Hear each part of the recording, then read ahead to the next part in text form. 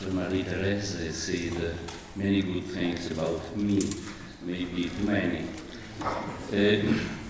I am a little preoccupied this morning because my English is very poor, because many things I had in mind to say have already been said yesterday by Luisa and the other Jesuit. Because I have not prepared the wonderful slides as the other. And you say, yeah, you are a communicator, but you are not able to do a good speech. In any case. And I am also not prepared to answer the big question that yesterday we have indicated. And then I think, yes, they will fire on me this morning. But please, I will offer you what I can. It is a witness of friendship, of esteem for your work, and of friendship in looking for the path of our mission today in society and in the church. Well, one of the most beautiful and inspirational moments I have experienced over my recent years of service alongside the Holy Father was his conversation with the astronauts. In May last year, the European Space Agency asked if it would be possible to establish a live satellite connection between the Pope and astronauts aboard the International Space Station in orbit around the Earth. Something similar had been done various times in the past when astronauts from a particular nation had the opportunity to speak to the Prime Minister or President, but this time the aim was more ambitious. It was a moment in which the space station was housing two full crews who were in the process of relieving one another. There were two Italians, and therefore the Italian Space Agency was involved and had the idea of suggesting a dialogue with the Pope. When the other astronauts learned about it, they were immediately very interested, and all 12 wanted to participate. Americans, Germans, Russian women, and so on. I will spare you the details of how the link was arranged, the fact that it was delayed 3 times due to technical reasons, and then that it had to take place at the precise moment that the space station was passing over Europe, etc. But in the end, it all went very well. The astronauts arranged themselves in an ordered group, holding one to one another together, so as not to float away here and there. The woman's hair was loose and hanging in the air due to the lack of gravity. It was a long hair. And the Pope gazed as he watched them on the screen and spoke to them, was full of curiosity. In the 15 minutes he had available, rather than delivering a long address, the Pope posed some very significant questions, and the dialogue between him and them became very interesting.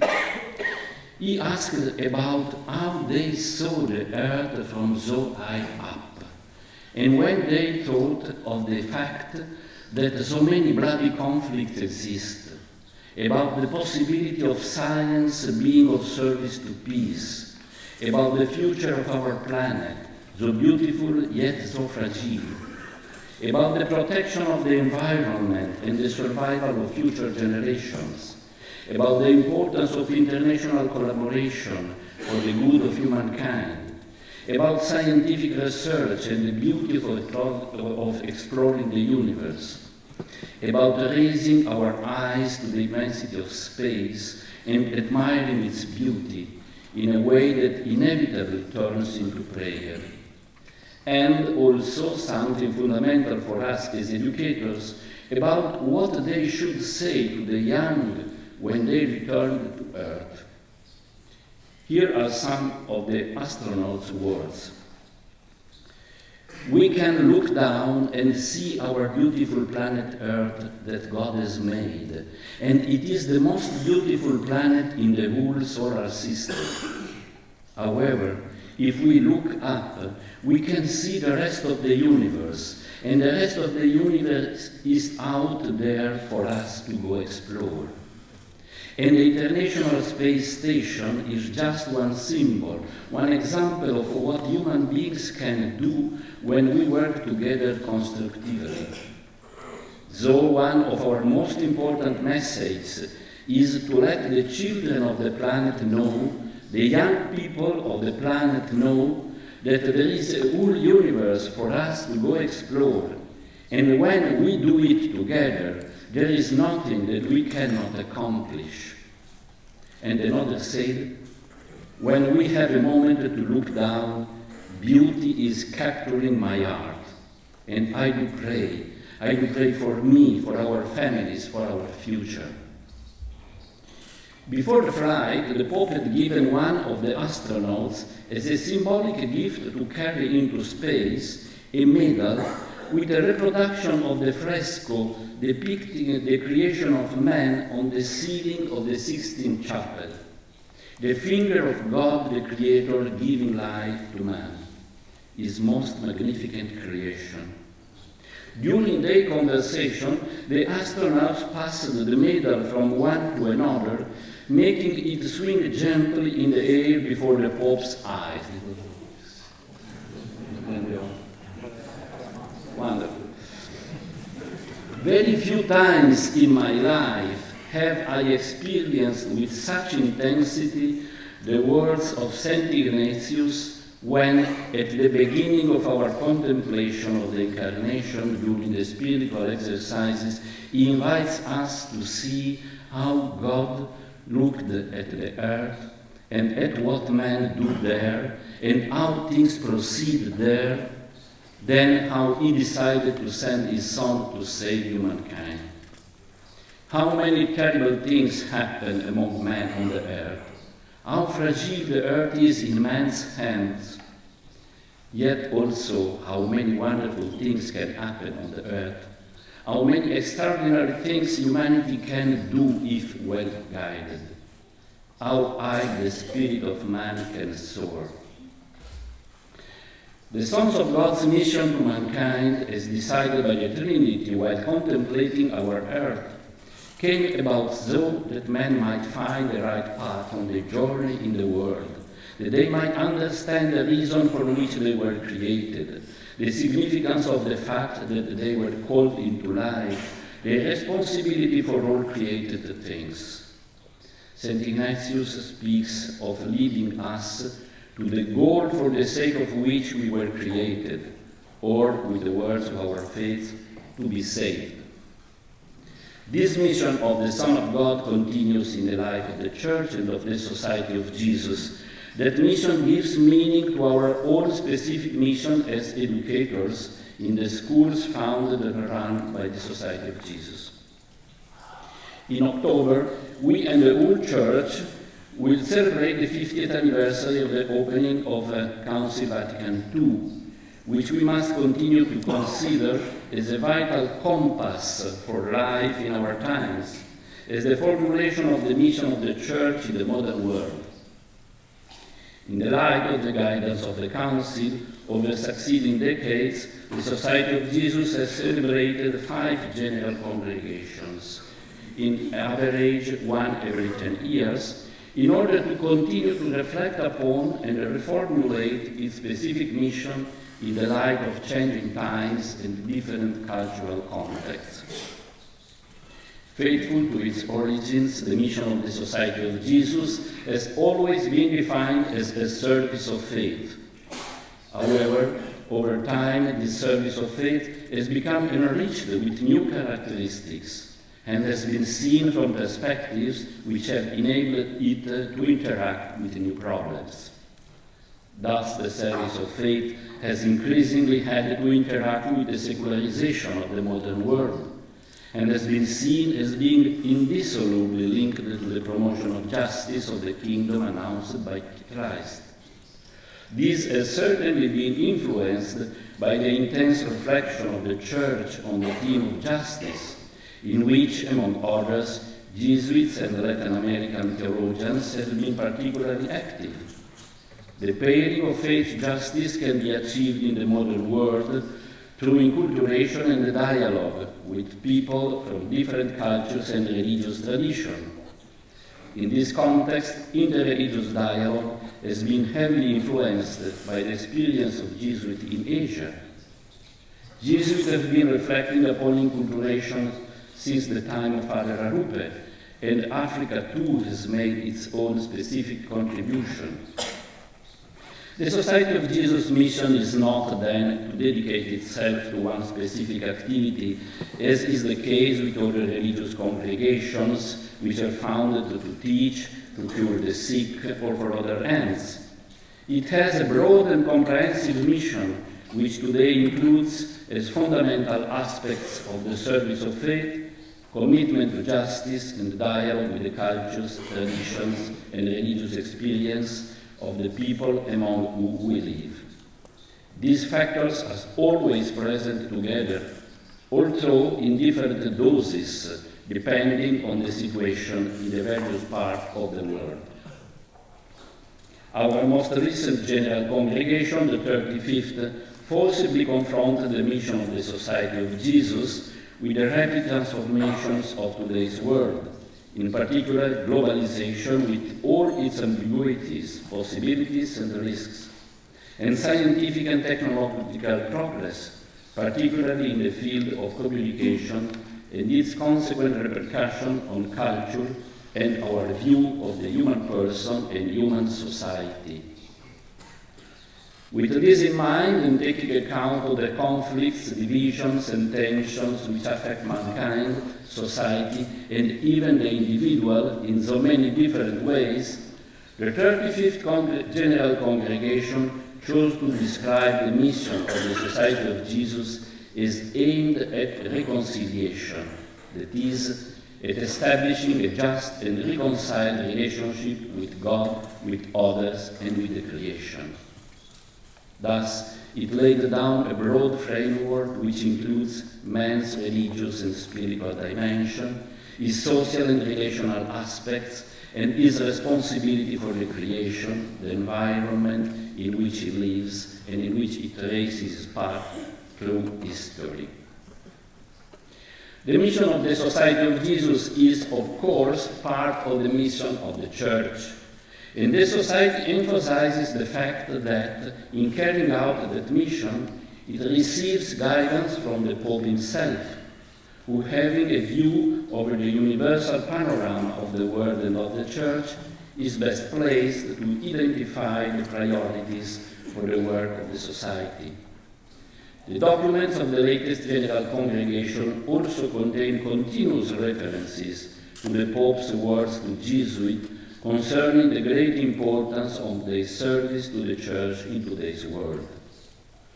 I believe, then, that it is natural, and all the more so in view of my own personal service, for us to examine some of the main themes identified by Pope Benedict in speaking about the mission of the Church, themes which are very important for us to consider here at this conference. The first is new evangelization. A few days ago, I was speaking to an American Jesuit father who teaches theology at a high school here in the United States. He told me that the vast majority of the students who follow his lessons have almost no basic knowledge of our Christian faith.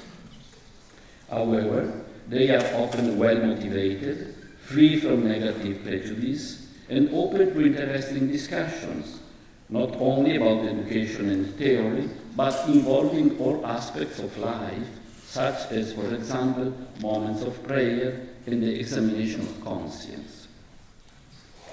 Today, we cannot take it for granted that the foundation of Christian culture and formation exists among young people.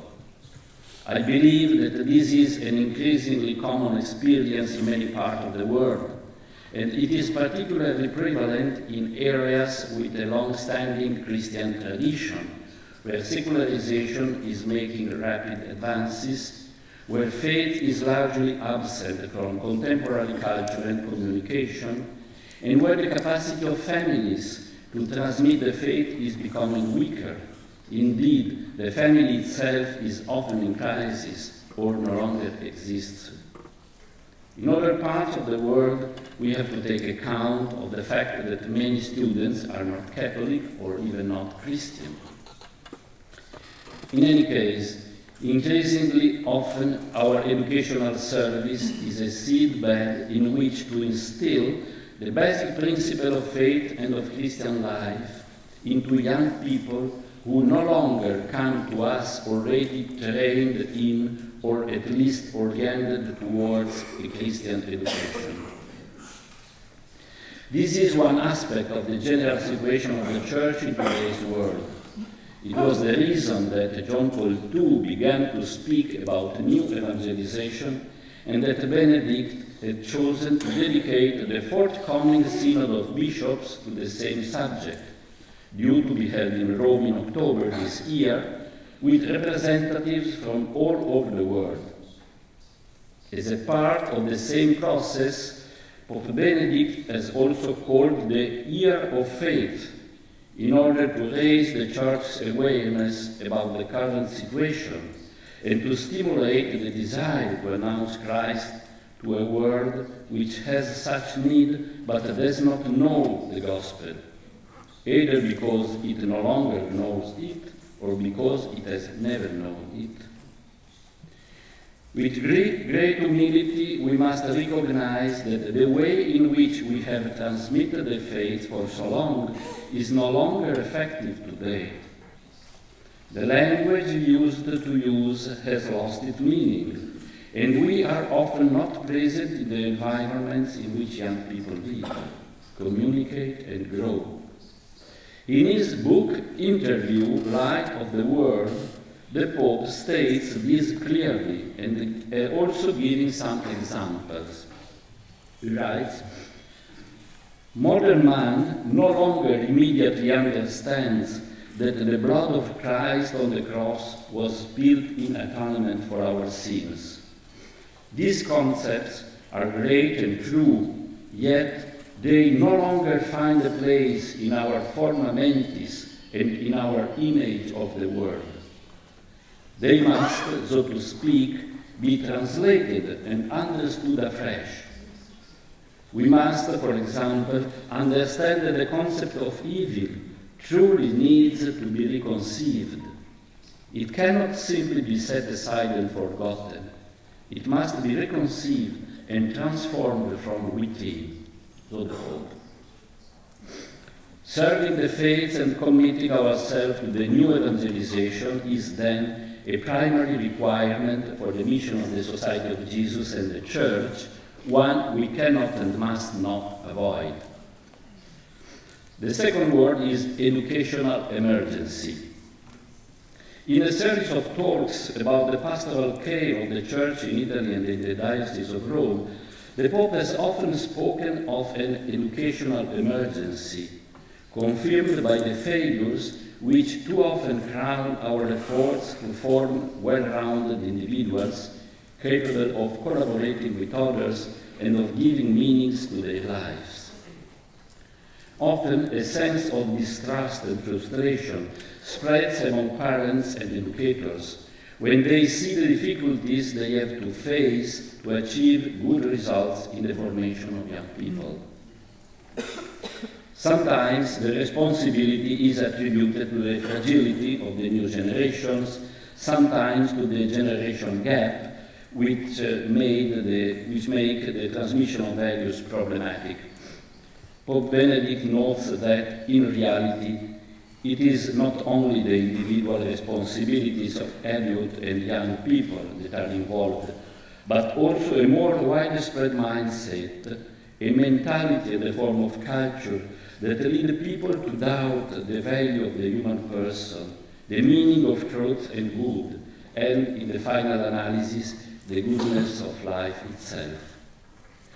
In such a situation, it becomes difficult to transmit any worldwide and certain values from one generation to another, rules of behavior and credible goals around which people can build their lives. This is the problem of relativism in our culture. Faced with this situation, in which often the foundations are shaken and essential certainties are lacking, a situation I imagine you all understand, given the global influence of secularized Western culture, the vital importance of authentic education becomes manifest. An education that does not limit itself to imparting notions and information while ignoring the great question of truth about all of that truth which can be a guide to life. Furthermore, education must help people to find a balance between freedom and discipline, forming characters day after day, and not reneging on its responsibility to identify rules of behavior and life, while preparing people to face the challenges that the future will certainly bring. We all feel the need for this kind of education. Parents, teachers, society, and the young people themselves who do not want to be left to face the challenges of life alone. This is the education that the pedagogical tradition of the Society of Jesus has always sought to impart, and it remains vitally important today. Pope Benedict remarks about the educational emergency include an interesting point which, in my view, is important if we are to find a balance between the various aspects of education. He believes that in order to combat skepticism and relativism, we must draw from three main sources: nature, revelation, and history. We must learn to understand nature as God's creation, full of divine words addressed to us. It must be seen not in mechanical terms as a great machine, but interpreted, understood, and admired in order to ensure that it is not exploited and ravaged. It must be cultivated and administered for the good of the humankind, as the astronauts said in their dialogue with the Pope at the beginning of my talk. Moreover, we must learn to understand our own cultural and religious history. God's revelation gives us fundamental guidance, which must be discovered and applied in the new situation man always meets on his journey. It helps us humbly to understand and appreciate the dignity and vocation of the human person. Pope Benedict concluded one of his talks on this subject with a fine definition summarizing exactly what education is. Education means forming new generations so that they know how to relate to the world, strengthened by a significant memory, by a shared inner patrimony of real knowledge, which, while recognizing the transcendent goal of life, guides thoughts, emotions, and judgments. These remarks have already introduced us to the third theme to emerge from the Pope's words: faith and reason. Modern culture has been profoundly influenced by science and the demands of rationality. Indeed, the power of human reason, developed through science and technology, has been exalted to the point of creating the illusion that it alone can resolve all problems and overcome all obstacles, rejecting any other source of regulation. It is vitally necessary to help people understand that the Christian faith is not in any way averse to reason. Rather, it is its friend and ally, on condition that reason does not close in upon itself, excluding and marginalizing the faith. Reason, if it becomes entirely autonomous, is exposed to the risk of arrogance.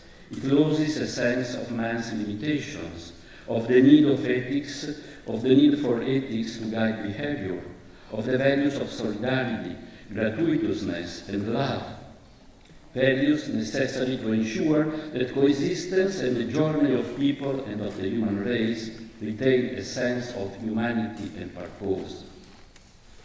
On all the important occasions he has addressed the modern world, such as British society at Westminster Hall, the German Parliament in Berlin, the political and cultural worlds of Africa in Cotonou, etc., all occasions when he was explicitly raised the issue of the relationship between the church faith and the great question of peoples and modern society. In all these occasions, Benedict has always spoken of the complementarity of reason and faith, the reciprocal need of one another in order to ensure an overall equilibrium in the journey of mankind. Economic and social justice also require great commitment on the part of human reason, a reason which must have the courage to face the increasing complexity of globalized problems, but which must remain aware that it is limited, guided, and oriented by the search for truth. In this way, reason will not become an instrument in the search for absolute power, which is always a latent risk, and has found expression, for example, in the tragedies of totalitarianism or the craze for profit, which has led to the economic crisis currently affecting so many countries of the world. The dialogue between faith and the natural and human sciences, between faith and art, between faith and culture in all its expressions, is one of the most pressing imperatives of our time. It is the necessary continuation of Vatican Council message on the Church and the modern world, and has been an essential element of the mission of the Society of Jesus ever since its origins. Education must present young people with a continuous and increasingly profound search for the truth about things, about coexistence and human history, about the relationship between each one of us and the mystery of God. This is a fascinating adventure which can last an entire lifetime, and it is the education we must seek to achieve in order to respond to the essential needs of humanity. Please allow me to express my own immense personal respect for secondary education, the education to which you dedicate your lives. I will quote from a famous speech delivered by Father Rupe to your predecessor in the 80s. He said, "Distinct from primary education and university education, secondary education gives us access to the minds and hearts of the young, of boys and girls, at an important moment in their development, when they are capable of a coherent and reasoned assimilation of human values illuminated by Christianity, but when their personalities have not yet acquired traits that are difficult to modify. It is, above all, in secondary education that the mentality of young people undergoes systematic formation. Consequently, it is the time in which they must create an harmonious blend between faith and modern culture." So, Father Rupe. This was certainly my own experience 50 years ago, when my vocation to the religious life as a Jesuit came into being as a life choice.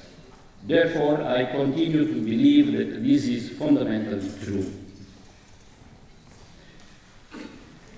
I do not think that I have to remind you of the documents concerning the educational activities of the Society of Jesus in secondary education. You certainly know them better than I do. Certainly, when I was provincial in the 80s, it was with great joy that I received the text, "The Characteristics of Jesuit Education," which I felt clearly and effectively expressed the fascinating relationship between the Ignatian view of the world and of man, the pedagogy of the spiritual exercises, and the pedagogy we must practice in our own educational institutes in accordance with our mission. However, I would like to recall a number of points about our educational activity which have been highlighted by Father Generals in relation to the updating and modernization of the mission of the Society of Jesus. Father Arupe gave great emphasis to the issue of forming people for service, the service in keeping with the gospel. He used the famous phrase, men and women for others, to identify the kind of people we wish to form. This means forming them in faith, but faith works to charity, and charity translates into actions of justice and solidarity. In this ideal view of the person, it is easy to see the translation of the Ignatian ideal to love and serve in all things, and that of the dual aspect of the Society's mission as it was formulated by the recent congregation, service of faith and promotion of justice. All efforts toward academic success and excellence must be clearly guided not by egoism and the desire to impose of one's own personality upon others, but by generous service to other people and to the society. Father Arupe also highlighted the need to form people open to their own time and to the future. People capable of continually meeting change and new challenges throughout their lives with optimism and courage. For this reason, it is vitally important to educate people to critically evaluate novelties and to show responsible freedom. Finally, Father Arupe identified the idea of a balanced person. I find this aspect of striving after balanced integration particularly interesting. The idea of our high schools, he said, is not to produce little academic monsters, dehumanized and introverted, nor devout believers allergic to the world in which they live and incapable of resonating.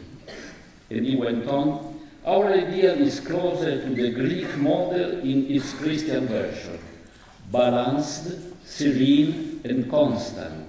Balanced, serene, and constant, open to everything that is human.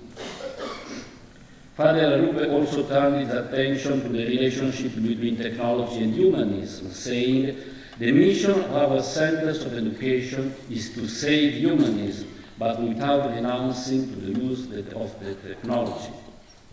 It is my belief that the tradition of the Society of Jesus continually calls us to maintain an equilibrium between, on the one hand, an academic formation in keeping with the times, and, on the other, an appreciation and thirst for humanism, including such aspects as history, art, philosophy, and the uplifting contemplation of beauty. If we think of a figure such as Matteo Ricci, who was such an eminent expression of Jesuit education of his time, the greatest of the missionaries to China, a man capable of building bridges between two very different cultures, then we may understand how vital scientific and humanist formation were and are for the mission of evangelization on the Church's most demanding and important frontiers.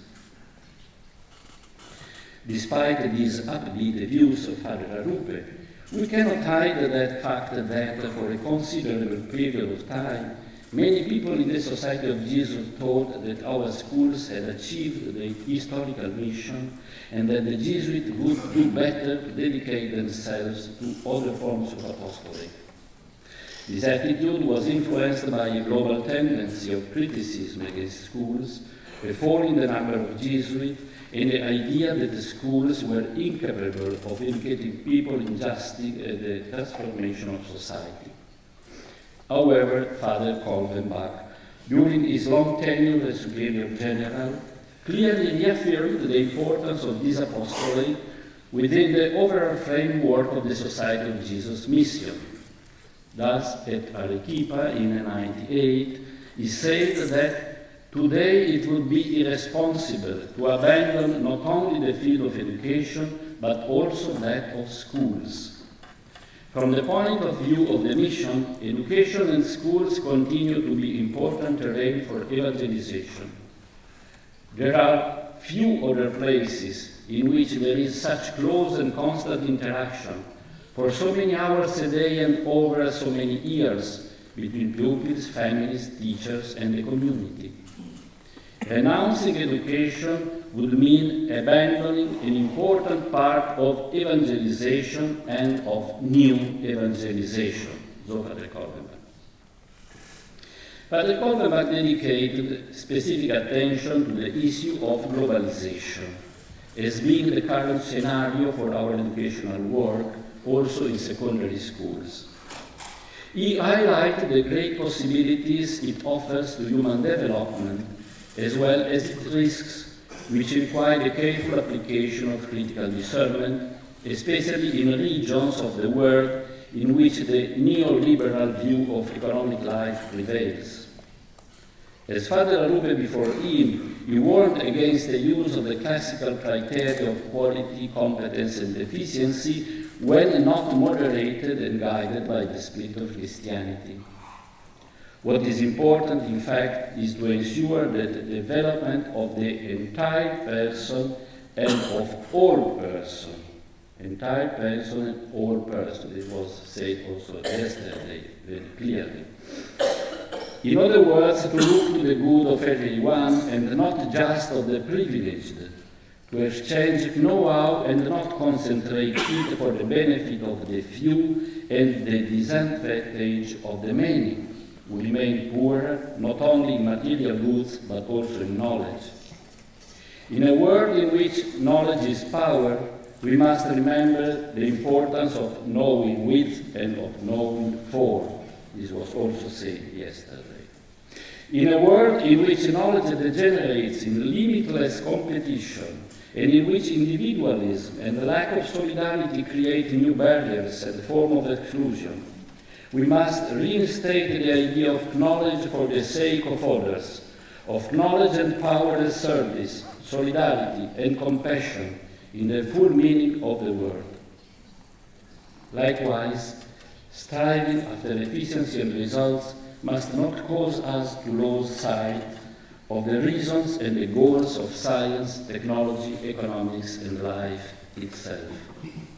Father Kolbenbach emphasized that the efficiency and results sought after by a Catholic school must remain within the framework of the theology and ethics of ends and means, always subordinated to the glory of God, which is the good of the human person. With far-sighted intuition, he also spoke of an ecology which had to concern itself with the air we breathe in our schools, a pure and new air distinct from the contaminated atmosphere which so often surrounds and invades us. Unbridled individualism, ferocious competitiveness, lack of solidarity, materialism, hedonism, insensitivity toward others, and their exclusion and marginalization, lack of ethical principles, and the lack of compassion, so Kolbenbach. I find this theory of an overall human ecology very interesting, and it also emerges today in the words of Pope Benedict, who invites us to care not only for the natural environment in which we live, but first and foremost for the equilibrium of people and their relationship with others and with God. Here, once again, what we are seeking is integral humanism. Turning now to consider the state of education in recent years, we note that our mission is being increasingly marked by new communication technologies and by the culture and mentality they have created and diffused. This is the culture in which our young people are born, grow up, and live, and in which we educators accompany them on the journey.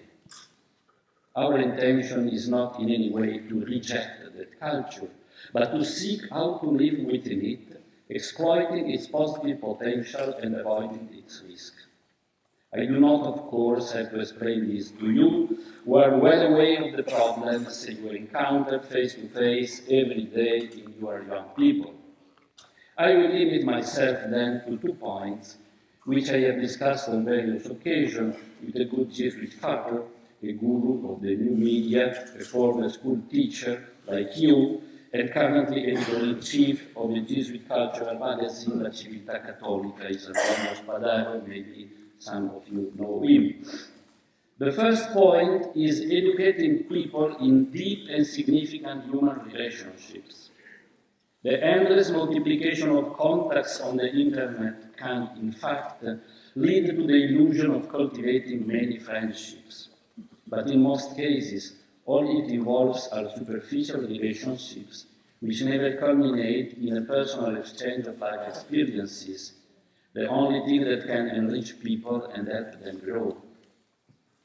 Benedict XVI raised the question in his most recent homily for Pentecost. It is true, he said, that we have increased our capacity to communicate, to exchange information, and to transmit news. But can we say that our capacity to understand one another has increased, or rather, paradoxically, that we understand one another less? Likewise, the Pope's marvelous message for the 2009 World Day of Social Communications focused on the theme of relationships between people in the world of digital communication.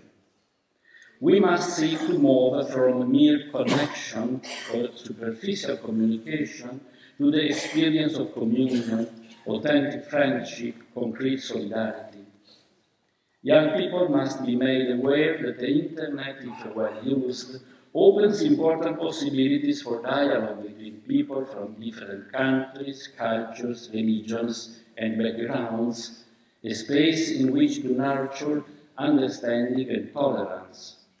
Thus, by using the potential of the internet, the aspect of dialogue, which we mentioned earlier, as being an essential part of the mission of the Society of Jesus today, can perhaps become a dimension of our educational activity.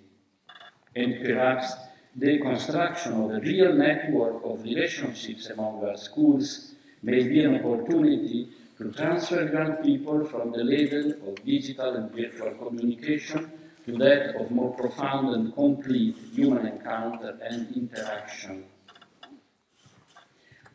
One further aspect which touches us profoundly as educators is that of forming people for interior life in a world in which continuous, not to say obsessive, surfing on the internet seems to make moments of reflection, contemplation, and inner silence even more rare, and thus makes it increasingly difficult to raise the most profound questions about the meaning of life.